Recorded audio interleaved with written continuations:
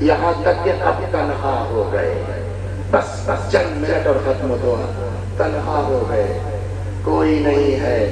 فنظر یمینا و شمالا، امام نے دائیں دیکھا بائیں دیکھا، نہ آسرا تھا کوئی شاہ کربلائی کو، فقط بہن نے دیا تھا سوار بھائی کو۔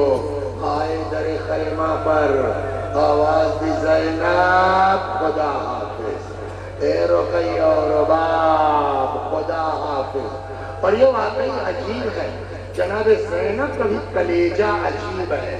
سناؤں آپ کو، احد میں جناب حمزہ شہید ہوئے نا، تو جب کافی دیر تک جناب حمزہ کی کوئی خبر نہیں آئی تو رسول اللہ نے ایک صحابی کو بھیجا، جاؤ بھائی ذرا چچا کی ہمارے خبر لاؤ کیا حال ہے۔ وہاں جب وہ صحابی گئے تو دیکھا حمزہ شہید ہو چکے ہیں، وہ پلٹے ہی کہ میں کس منہ سے کہوں کہ چچا آپ کے شہید ہو گئے۔ تھوڑی دیر کے بعد جب وہ نہیں پلٹے، پیغمبر کو الجھن ہوئی تو مولا سے کہا جاؤ خبر لے کے آؤ۔ مولا نے جا کے دیکھا، واپس آئے، مولا نے پوری داستان بتائی۔ رسول اللہ اور مولا اب دوبارہ حمزہ کی لاش میں گئے۔ اسی میدان احد میں جناب صفیہ مولا کی پھپھی، رسول اللہ کی پھپھی یعنی حمزہ کی بہن، یہ بھی موجود تھی، یہ بھی پڑھی۔ جیسے ہی رسول اللہ کی نظر پڑی نا، فرمایا مولا سے علی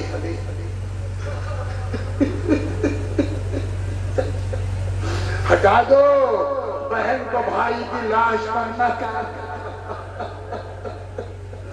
میں کہوں گا یا رسول اللہ، آپ نے بہن کو بھائی کی لاش پر نہ آنے دیا، ہائے کربلا میں زینب کون سا کلیجہ۔ آرام آرام،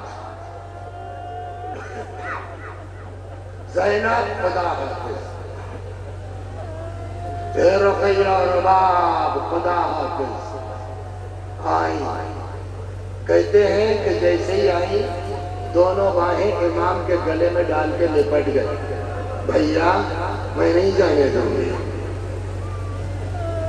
اکیلی زینب یتیموں کو دیکھے، بیمار کو دیکھے،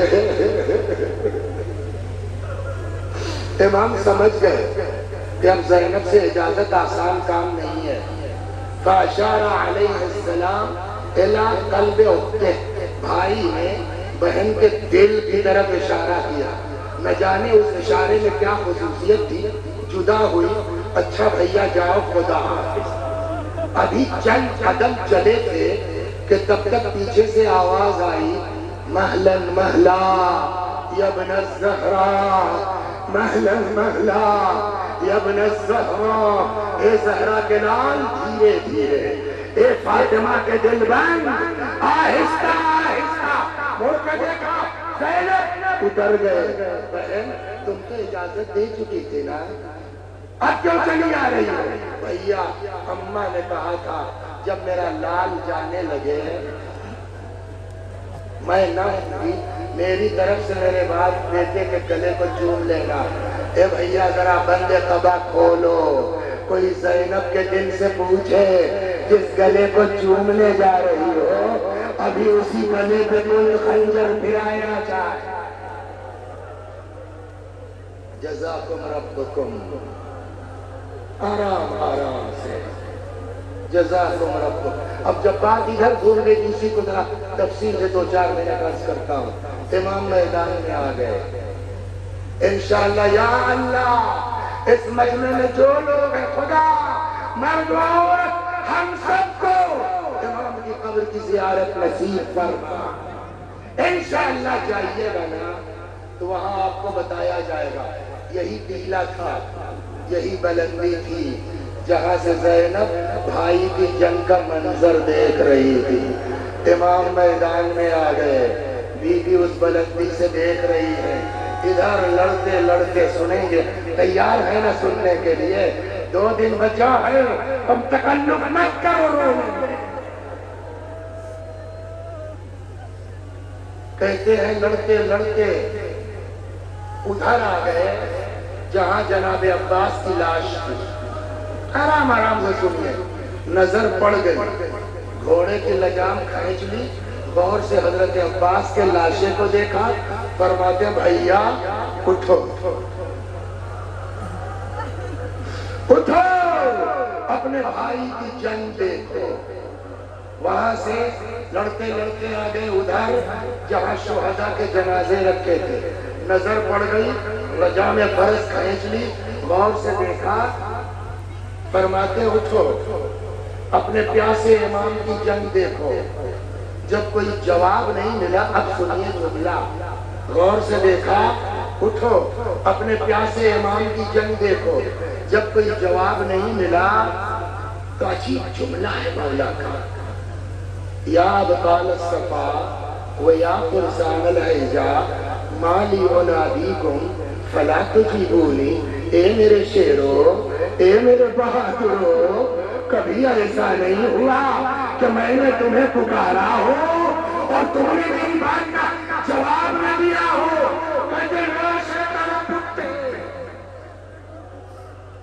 مطلب شاید یہ تھا مولا موت نے مجبور کر دیا ہے, ورنہ بھلا ہم اور جواب نہ دیتے.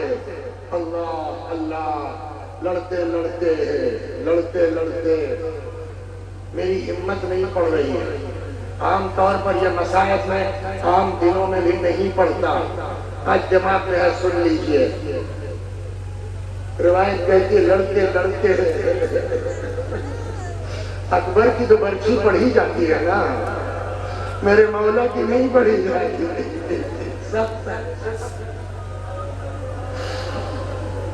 اسی زیارت میں چھٹے امام کا ایک فقرہ ہے, پہلے وہ سن لیجیے.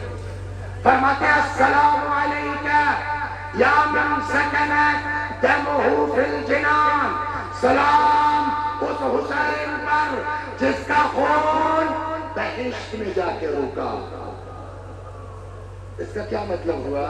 بعض کہتے ہیں کہ شاید یہ زیارت کا جملہ اس حدیث کی طرف ہے کہ جس میں روایت کہتی پیغمبر نے سب کا خون شیشی میں جمع کیا, وہ لے گئے. بعض کہتے ہو سکتا ہے اس مسائل کی طرف اشارہ. کون سا سناؤں آپ کو, بالکل تیار ہو گئے ہیں نا. کہتے ہیں لڑتے لڑتے ایک وقت وہ آیا جب کسی نے کاٹ کے ایک بھالا امام کی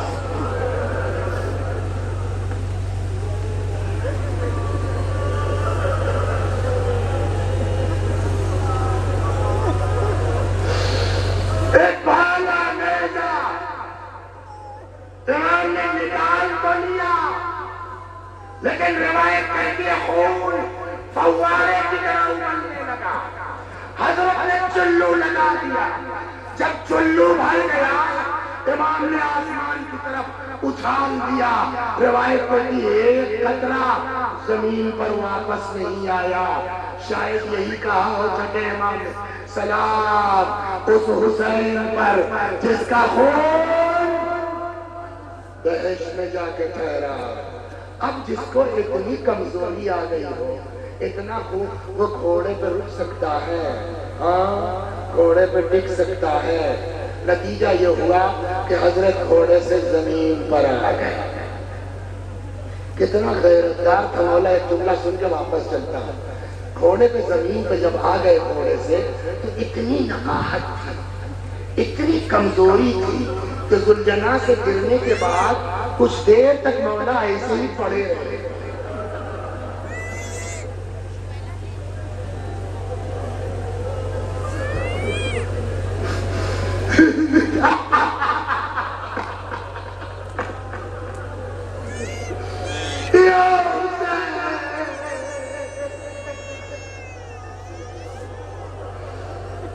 مگر اس کے باوجود کسی کی ہمت نہیں پڑ رہی تھی کہ جو قریب جا کر کے گلا جدا کر دے گا.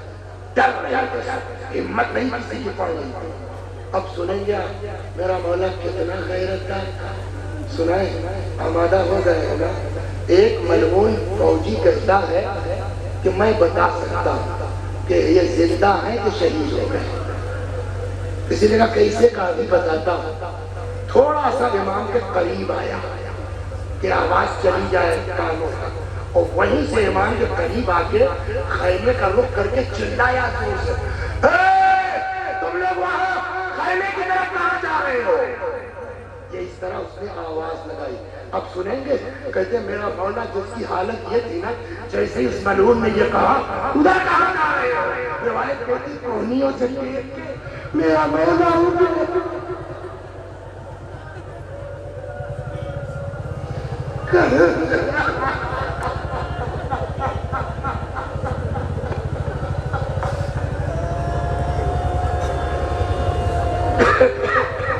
کوہنیوں دیکھ کے میرا مولا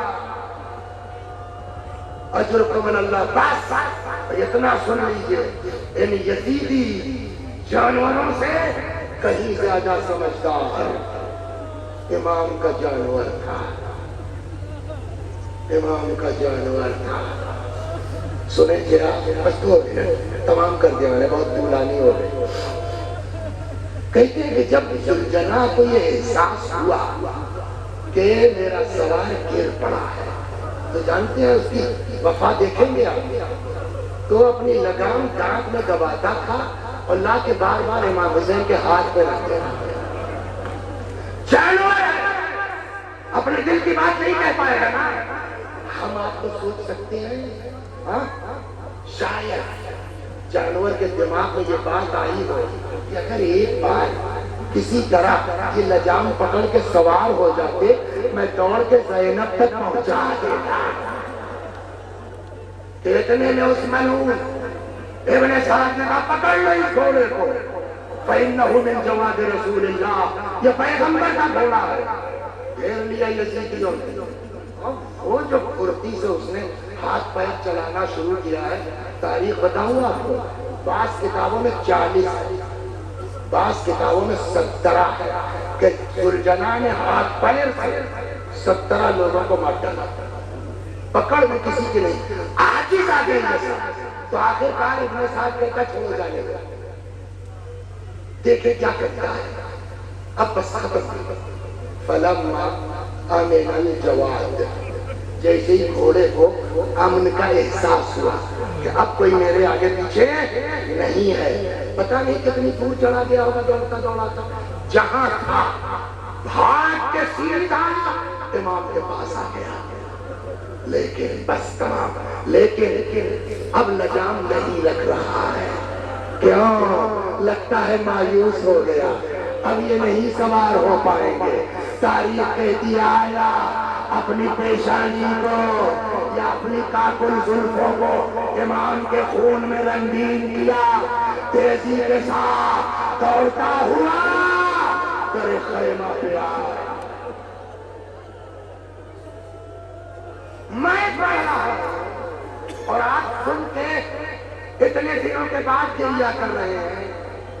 آپ بتائیے جب ذوالجناح خالی پلٹا ہوگا خیمے کی طرف، کبھی غور کیا ہے آپ نے؟ بعض گاؤں میں عاشور کے دن 7ویں کو ذوالجناح نکلتا ہے، دیکھا ہے؟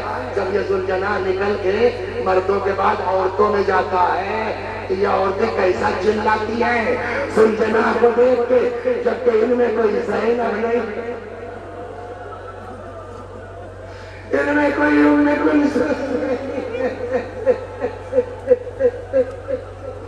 اور اس دن عاشور کے وقت کیا ہوا ہوگا؟ آیا در خیمہ پہ ہنہنانا شروع کیا۔ ہنہنانا اس لیے کہ ہم یہی سمجھیں کہ ہنہنانا اس لیے کہ ہم آپ جانور کی زبان کو سمجھتے ہیں، لیکن امام جانتے ہیں۔ پتہ ہے وہ کیا کہہ رہا تھا؟ 5ویں امام کی روایت ہے، فرماتے ہیں در خیمہ پہ آ کے اپنی زبان میں کہہ رہا تھا الظلیمہ الظلیمہ من امت قتلت ابن بنت نبیہا۔ اور کتنے ظالم ہیں یہ لوگ، کتنے ظالم ہیں یہ لوگ جنہوں نے اپنے نبی کی بیٹی کے بیٹے کو مار ڈالا۔ یہ آواز خیمے کے اندر پہنچی، بیویاں گھبرا کر نکل آئی، کسی نے گھوڑے کی گردن میں باہیں ڈال دی، کچھ آگے گھوڑے کے پیروں سے لپٹ گئی۔ اولاد والوں کہتے ایک مرتبہ 3-4 سال کی بچی آتی ہے، غور سے سن کر کہتے ہیں